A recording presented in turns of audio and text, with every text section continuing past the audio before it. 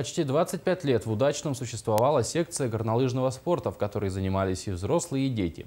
В 2011 году это спортивное направление было признано непрофильным, и секцию решили закрыть. Но, несмотря на это, есть люди, которые продолжают кататься на горных лыжах и сегодня.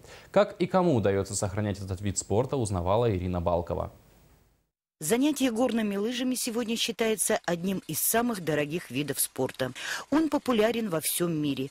Зачастую многие отдыху на пляже предпочитают горнолыжные курорты, тратя на это удовольствие немаленькую сумму денег. Наши климатические условия оказались самой подходящей для этого вида спорта. 25 лет тому назад любители горных лыж решили создать в городе лыжную базу и начали приучать к этому виду спорта молодежь. Руководство Удачненского ГОКа не осталось в стороне и с огромным желанием поддержала инициативу. В течение долгого времени всю материальную поддержку оказывал комбинат. После вывода КСК из состава ГОКа секция перешла в ведение Удачненского отделения культурно-спортивного комплекса.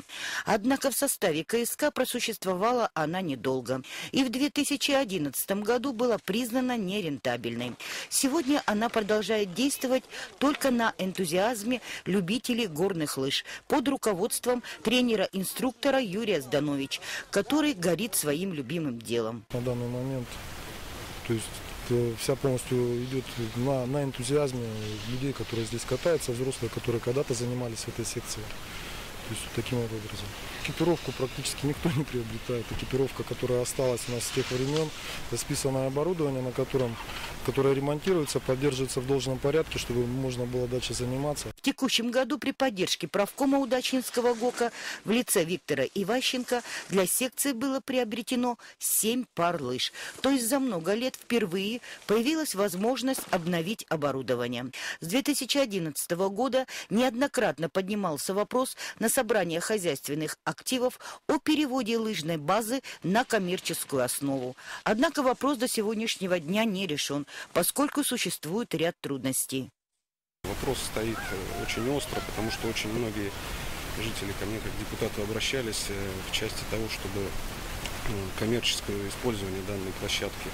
В связи с тем, что здесь водоохранная зона, немножко некорректно будет использовать коммерчески данную площадку. Поэтому надо все-таки рассматривать вопрос, где возможно установить новое размещение, как в Мирном, новое размещение подъемника, новое размещение лыжной базы, чтобы действительно выходить на самоокупаемость. Хочется надеяться, что спортсмены еще не раз порадуют новыми достижениями своих горожан в этом виде спорта.